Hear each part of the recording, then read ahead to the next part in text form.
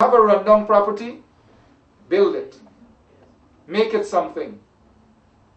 Put something aside to make that something. Invest in your country, invest in your village. Because 10, 15 years down the line, America may not be what it is. We're already seeing signs. You have to work hard. I was talking to many people when I was down here, and they're talking about their jobs. They have to work hard. We're talking about corruption in the government. But before I get to corruption, some folks might be asking, what is the opposition doing? I'm not here to talk or badmouth any opposition leader. You are very smart people.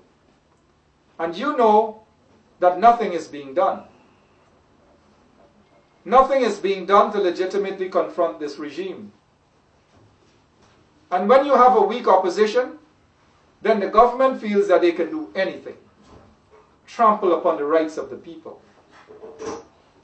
Many folks in Guyana believe that the opposition party, the main opposition party, is very silent.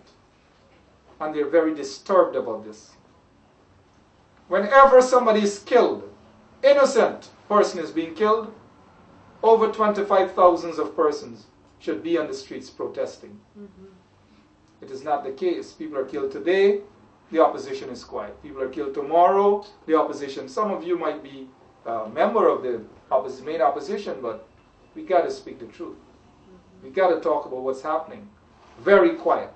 Because everybody is afraid.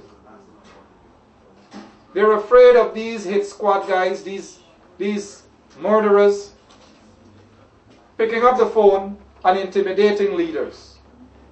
Maybe, and I'm not going to be full of myself or egotistical in saying, maybe I'm one of them who cannot be intimidated by these phantom squad guys, these death squad guys, these murderers. I'm not going to allow myself to be intimidated. And I want each and every Guyanese to be the same way. Because as we stand strong and fight against those murderers, those political murderers, then we will see the difference.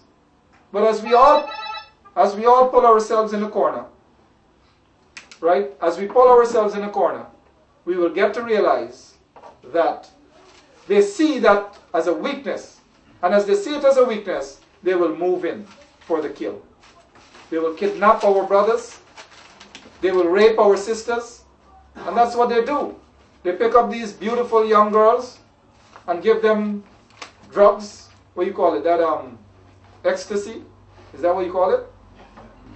Okay. And they give these women these things to drink. One notorious drug lord was known for doing that. If you go in a club and you have your beautiful wife or your girlfriend or fiancé with you, they will point out they want that girl. And there's nothing you could have done about that. You see, I'm a different breed. I would accept that. And that is what's going on in our country. We have a minister of the government, Kelvin Lal, jealous over a young man whom he thought had a crush on a female. It turned out that he didn't know that the relationship was blood. He pulled his gun out, he beat the young man up, burst the young man's mouth, burst his head, and fired several shots in the air. Nothing happened to the matter. He is still a minister of the government. His name is Kelvin Lal. A few months back, there was a report of another junior minister sexually harassed a young girl who was working in that particular ministry. The young lady reported the matter to Alberton Police Station along with her mother. 2 days after, we hear in the media that the matter was settled out of court. That's the situation we have in Guyana. And there isn't any government propagandist rather, could come and debunk everything or anything that I have said. I'm not going to stand here and be a propaganda expert. Like I've said, I'm here to speak the truth. Let you guys know the reality on the ground. I'm not going to mix up the language, fancy it up, like how some of these politicians will fancy it up.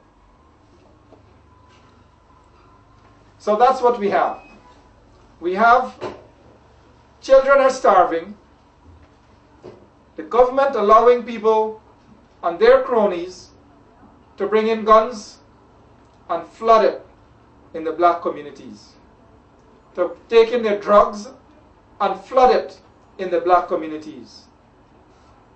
Now they're doing this to destroy black families.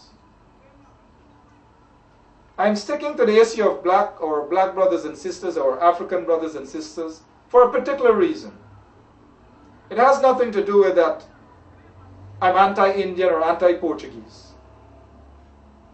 And I am not saying then that there is not a way, or we ought to be pessimistic that our Indian brothers and sisters cannot live in harmony with us, or we can't live in harmony with them. Of course it can happen. But the government is preventing that from happening. So they're creating an atmosphere where every murder in the country, an Indian person is murdered, the black man gets the blame. And as the government blames the black man without any evidence, then he's preparing that Indian family to hate their black neighbors. That is what's going on. I'll give you a case. An Indian sister called me from Lusignan, and she asked me during the Christmas season to go and distribute toys there, because I did it in Buxton, I did it in Agricola, certain parts of Georgetown, I did it outside of the Camp Street prisons for families whose husbands are in there and could not afford anything for the children. The government now saw that now as me stepping into their area, and they didn't like it. So what they did was they allowed a house slave by the name of Jennifer Westford, who is a minister of the government, to stand in Parliament and say that I am associated with criminals, and that I went to Lusignan to distribute toys, or under the pretext to distribute toys, but in essence I went there to spy. Now come on. I've had to put her to rest, in a sense. That I said to her that she has no moral authority to say that I am associating with criminals. That she and all of her colleagues ought to look in the mirror. Because she, Jennifer Westford, was once, and as people have said, not me, as people have said, was once married to a known criminal. You know, so these people have no moral authority to talk about who is associating with criminals and who isn't. And I'm not going to sit here, or stand here rather, and say to you that things are all rosy in our country. I'm not here to paint a picture as though Guyana is all bad. Guyana can become better. But like I've said in the beginning, it is up to us, each and every one of you, to play your part. I've spoke about the corruption, the Phantom Squad, with linkage to the government, raping our young black women, raping Indian girls, raping the Portuguese girls, going into the bush and rape our Amerindian sisters. And what happens? Absolutely nothing happens. A minister of the government raped a little girl, and what happened? Nothing happened. A minister of the government fired his gun and beat up a youngster, and what happened? Nothing happened. A big drug dealer was caught with a sophisticated laptop with names of individuals belonging to other political parties on a hit list.